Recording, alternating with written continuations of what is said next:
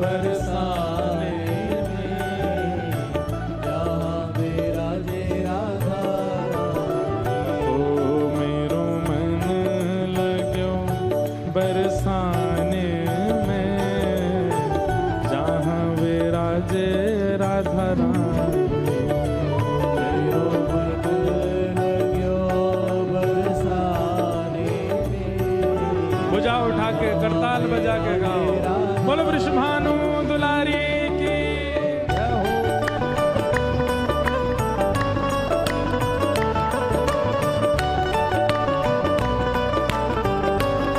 बोलो वृषभानु के जमाई की। जैसी बोलो कि द्वारिका तक आवाज जाए, बोलो वृषभानु के जमाई की।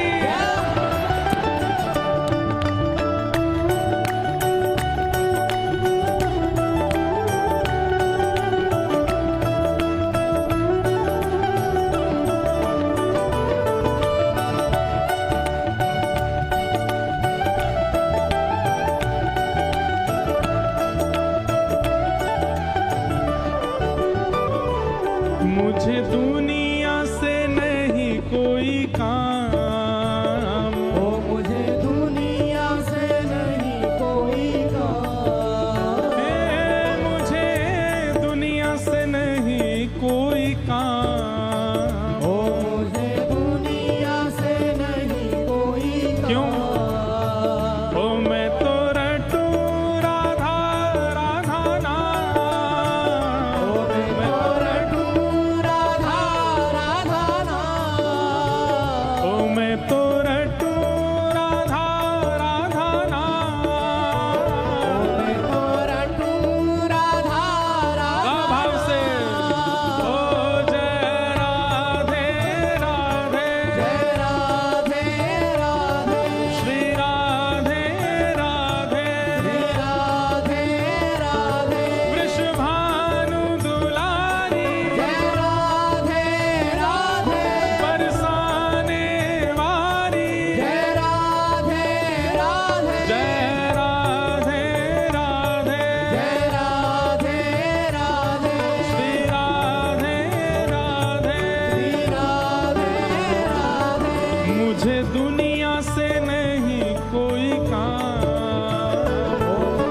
दुनिया से नहीं कोई काम। ओ मैं तो रटू राधा राधा नाम। मैं तो रटू राधा राधा नाम।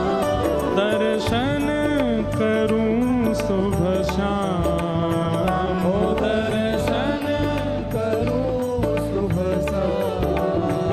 ओ मेरे मन में विराज श्याम दीवानी। मेरे मन में विराज श्याम दीवानी। मेरे मन में विराज श्याम दीवानी। मेरे मन में विराज श्याम दीवानी। जहाँ विराजे राधा राम, जहाँ विराजे राधा रानी। ओ मेरो मन लाग्यो बरसाने में, जहाँ विराजे राधा राम।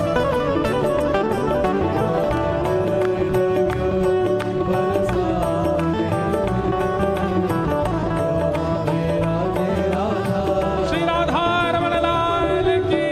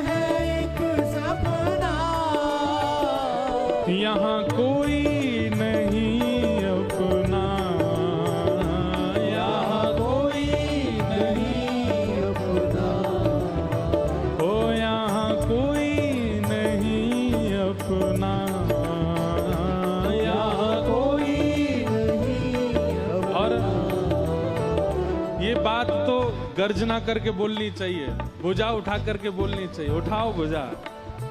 ओ मेरी अपनी वृषभानु दुलारी, मेरी अपनी वृषभानु दुलारी, मेरी अपनी वृषभानु दुलारी, मेरी अपनी वृषभानु दुलारी, हे वृषभानु दुलारी, वृषभानु दुलारी, वृषभानु दुलारी, वृषभानु दुलारी, बरसाने वारी, बरसाने वारी, कीरत सुत प्यारी, तीरथ सुत प्यारी, वृषभानु दुलारी, वृषभानु दुलारी, बरसाने वारी, बरसाने वारी, मेरी अपनी वृषभानु दुलारी, मेरी अपनी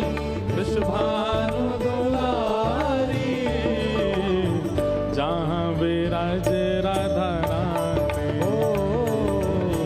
जहाँ विराजे राधा रानी, ओ मेरो मन लगो बरसाने में, जहाँ विराजे राधा रानी, मेरो मन लग्यो बरसाने में, जहाँ विराजे राधा रानी।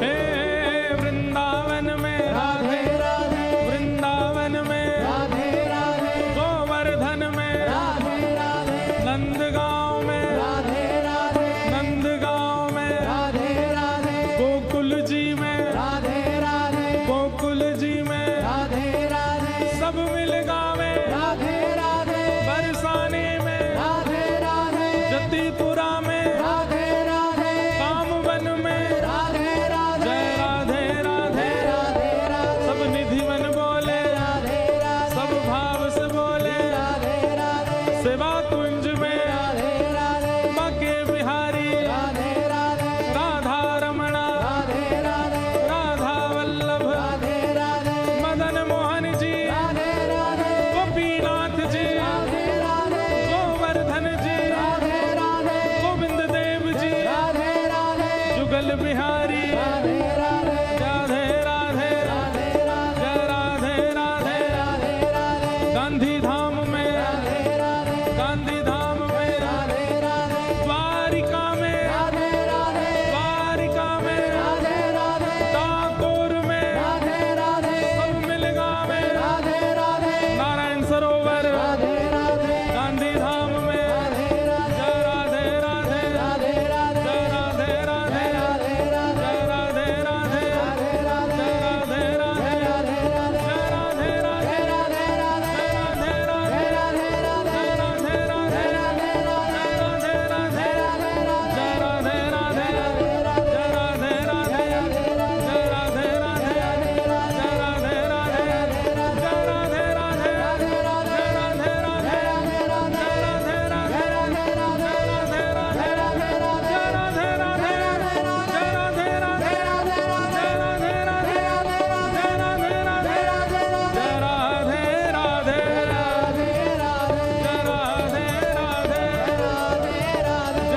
राधे राधे, जय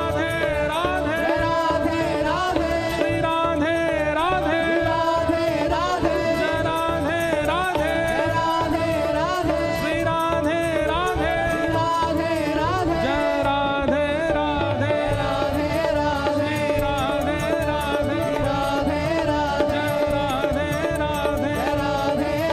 श्री राधे राधे, जय राधे राधे, श्री राधे राधे, जय जय श्री राम, जय जय श्री राम, जय जय श्री राम।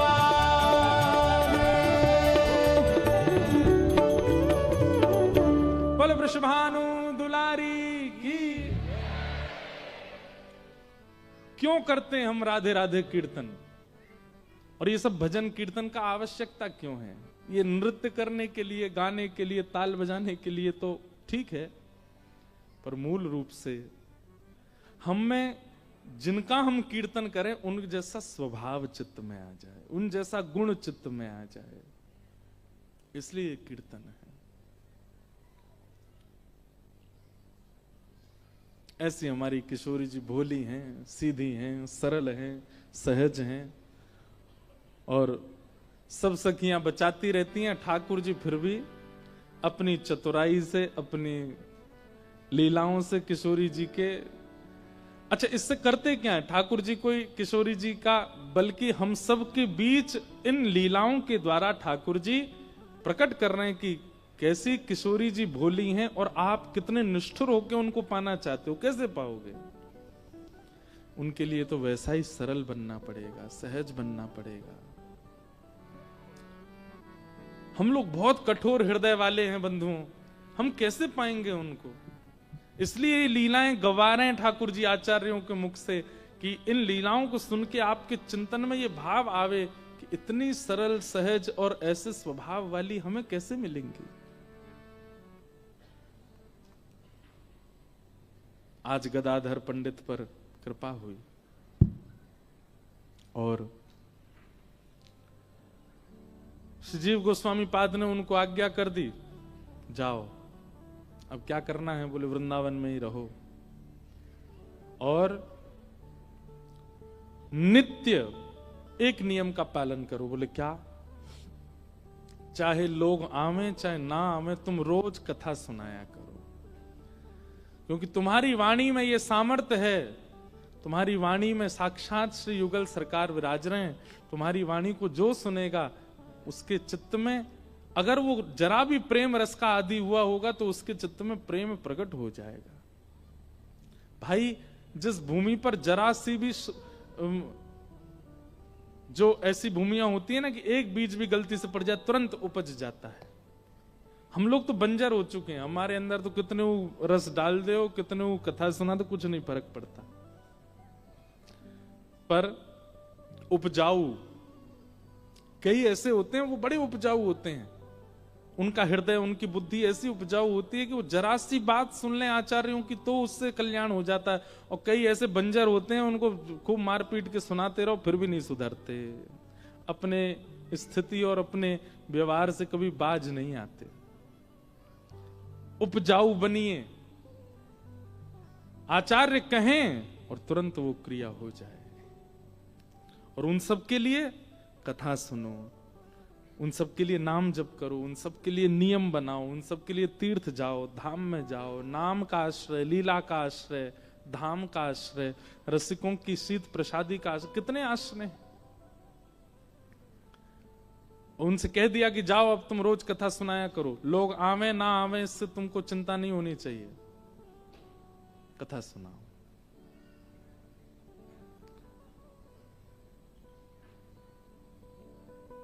हम जब पहले कथा नहीं करने लग गए थे तो इतनी भीड़ नहीं होती थी। पहले गांधी धाम जब आए थे तब चिंता होती थी लोग आवेंगे कैसे अब चिंता होती समामेंगे कैसे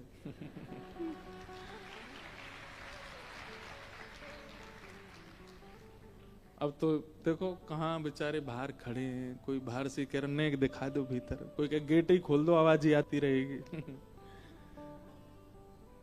क्योंकि कभी इसी उद्देश्य से कथा करी नहीं कि लोग सुने, भीड़ आवे। और जब उद्देश्य आपका वो नहीं होता, कुछ और होता है, तो ठाकुर जी वो सब दे देते हैं, ठाकुर जी सब अनुग्रह कर देते हैं। उद्देश्य अपना कुछ और है, उद्देश्य अपना कुछ और मानिए। अच्छा एक बात हम पहले कहते हैं, बिना उद्देश्य के भजन मार्ग में मत आइए, उद्देश्य तो रखो। मुझे कुछ नहीं चाहिए, यह भी एक उद्देश्य है, इस उद्देश्य से भी सही भजन करो।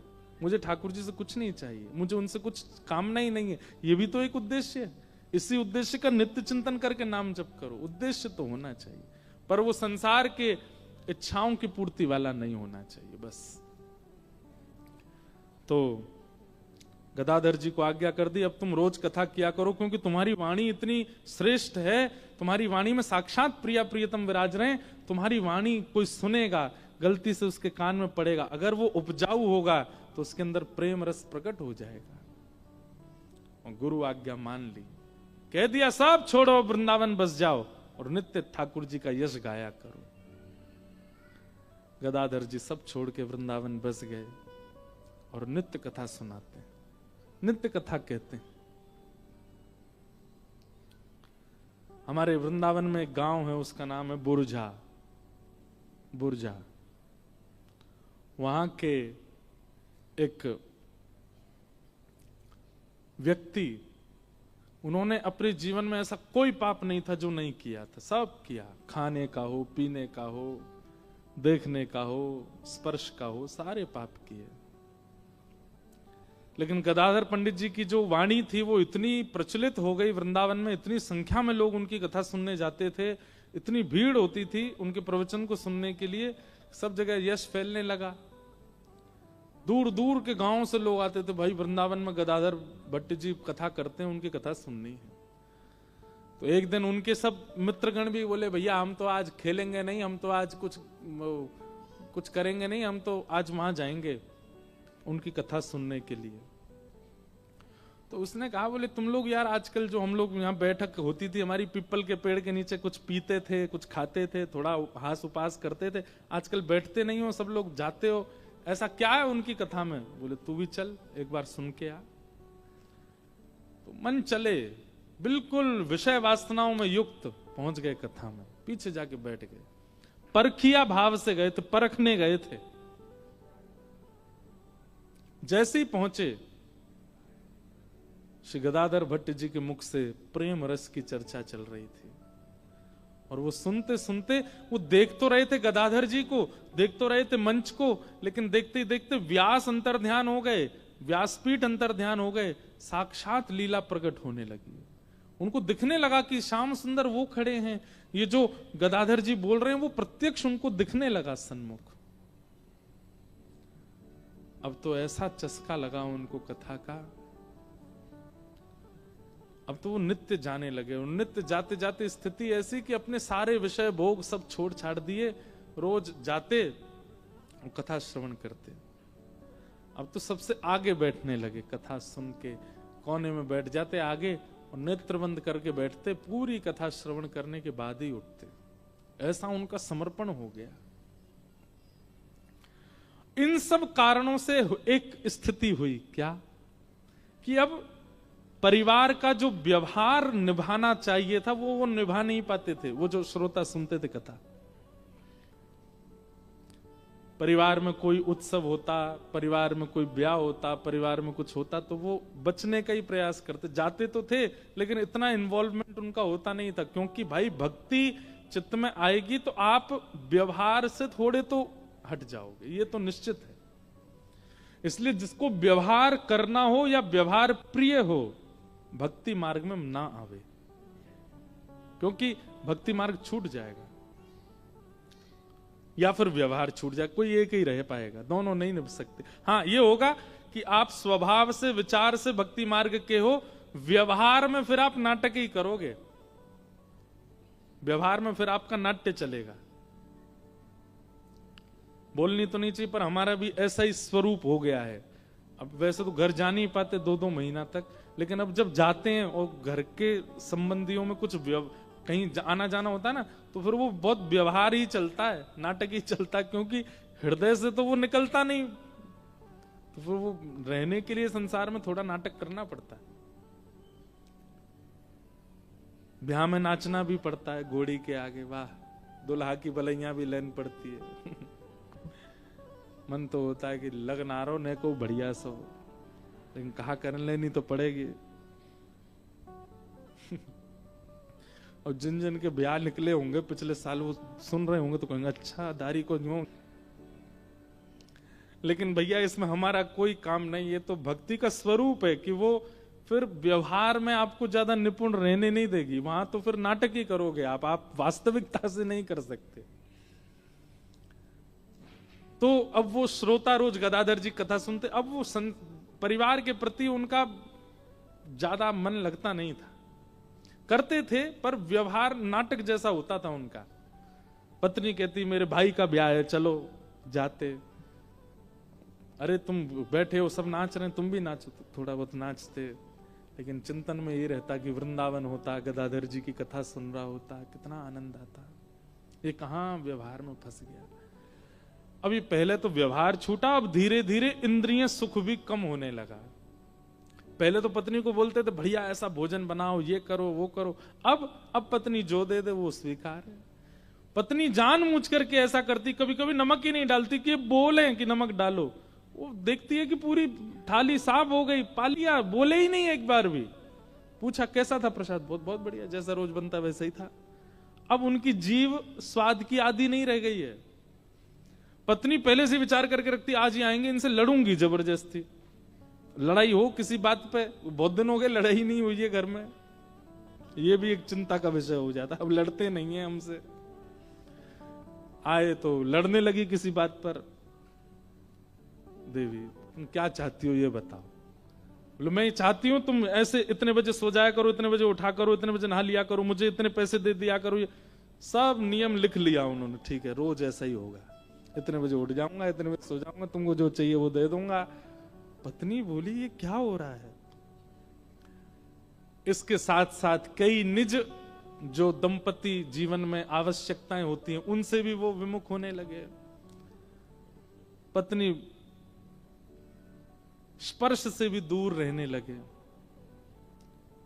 ज्यादा व्यवहार में अब उनकी इच्छा रुचि नहीं थी। पत्नी लड़ती तो कहते परिवार है, बालक बड़े हो गए, अब तुम भी भजन करो हम भी भजन करें। लेकिन पत्नी ने सोचा ये सब हुआ तब से जब से ये गदाधर पंडित की कथा सुनने लगे, इसने मेरा पूरा घर सर्वनाश कर दिया। या पंडित जी को तो मैं बताऊंगी जो मुझे मिले तो। और ऐसी ओछी हरकत की उन्होंने जो नहीं विचार करना था। वो जो श्रोता थे उनकी पत्नी गई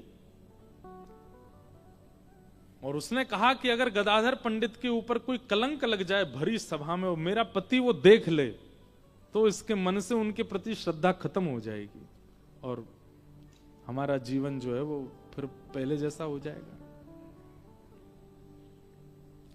संसार बड़ा विचित्र है, बहुत व्यसनी अगर हो जाए परिवार का कोई व्यक्ति तो भी चिंता में रहते हैं।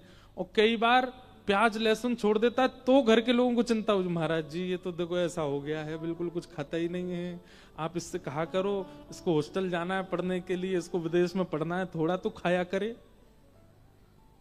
ऐसे जब ये इस प्रकार की बात लेके जब आप विश्वास नहीं मानेंगे, ऐसी बातें लेके भी आते हैं माता पिता, महाराज जी बहुत सुधर गई है इसको समझाओ। मैंने वाह सुधरना टेंशन का काम है। मैंने कैसे सुधर गई है, पूरी हम घर के लोग 2 बजे सोते हैं, 4 बजे उठ जाती है। ये 4 बजे उठ करके स्नान ध्यान करके अपने गोपाल जी को सजाएगी, इत्र लगाएगी, माला पहनाएगी, वो सब करेगी। पूरे घर का रसोई में भोजन बनता है, इसका अलग से स्टोव रखा वहां बनाती है, अपना बिना प्याज लहसुन का खाती है। घर में रिश्तेदार आते हैं, नातेदार आते हैं, मित्रगण सब कहते हैं ये क्या चल रहा है, किस किस को उत्तर दें हम। मैंने कहा वाह, मैंने कहा रात में पी के नाली में पड़ी होती, मैंने कहा तब उत्तर देना आपको भारी नहीं पड़ता। सुबह उठ करके ठाकुर जी की सेवा कर रही तो इसमें उत्तर देना आपके लिए भारी पड़ रहा है।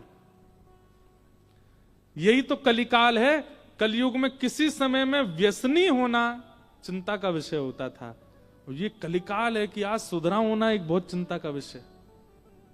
जो बच्चे जल्दी सो जाते हैं, जल्दी उठ जाते हैं, बाहर का कुछ खाते पीते नहीं, बहुत संयम से जीवन जीते हैं, ज्यादा टेंशन लेते नहीं, अपना पढ़ाई करना, काम से काम रखना, भजन करना, कथा सुनना, ऐसे लोगों के मित्र ही नहीं होते, ऐसे बच्चों के सखा ही नहीं होते। कॉलेज में, यूनिवर्सिटी में अगर बच्चा पहले ही बोल दे, हॉस्टल में रहने वाला, मैं तो बच्चे आते रहते ना इसलिए मुझे पता है, अगर वो पहले ही बोलते मैं तो भैया सुबह 4 बजे उठ जाऊंगा, उस बच्चे के साथ रूम शेयर नहीं करते लोग। ये 4 बजे उठ जाएगा, हम क्या करेंगे फिर। भाई रात में पार्टी होगी, थोड़ी थोड़ी पिए, भाई मैं तो नहीं पीता। तो सुन एक काम कर, पिताजी से कह के दूसरे सेक्शन में एडमिशन करवा अपना, हमारे संग मत रहे। भाई तेरे संग कैसे रहेंगे हम, ऐसा हो गया है स्वरूप। ये कलयुग नहीं है तो क्या है कि आज सुधरा हुआ होना एक शाप के समान है। श्रोता की पत्नी गई, बोले क्या करूं, ये पंडित जी पे कलंक लगे भरी सभा में, और मेरा पति देख ले। तभी उन्होंने एक मार्ग में कोई भिक्षा मांगने वाली, भीख मांगने वाली एक महिला बैठी थी, उसके पास गए। बोले तेरे घर में कौन कौन है? बोले पति है। पति क्या करते हैं? वो कुछ नहीं करते, पड़े रहते हैं घर में, पीते हैं, खाते हैं। मैं भीख मांगती हूँ, जो मिल जाता उससे घर चलाती हूँ। बालक बच्चे तेरे? एक बेटा है, गर्भवती हूं, एक होने वाला है। वो जरूरत होगी पैसों की, बहुत जरूरत है, मैं क्या करूं? बोले गर्भ में तेरे बालक है, ये भी जन्म लेगा और एक सदस्य बढ़ जाएगा, घर में कैसे खाओगे तुम लोग? बोले बहुत चिंता होती, कभी कभी तो मन होता प्राण त्याग दूं। तो महिला बोली मैं तुझे अगर कुछ धन दे दूं तो मेरा एक काम करेगी? बोले क्या काम? वो लोग गदाधर पंडित कथा करते हैं। बोले हाँ, वो तो बड़े प्रसिद्ध हैं, उनका बहुत नाम है वृंदावन में। बोले उनकी कथा के बीच में जाके तुझे हल्ला करना है और ये कहना है कि तेरे गर्भ में जो बालक है वो उनका है, उनके ऊपर कलंक लगाना, और इसके बदले में तुझे इतना धन दूंगी कि तेरे घर में सब आनंद होगा।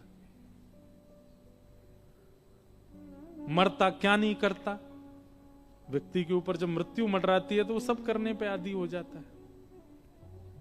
उसकी उस दुर्बलता का दुरुपयोग किया एक महात्मा के ऊपर, एक संत के ऊपर, एक वैष्णव के ऊपर।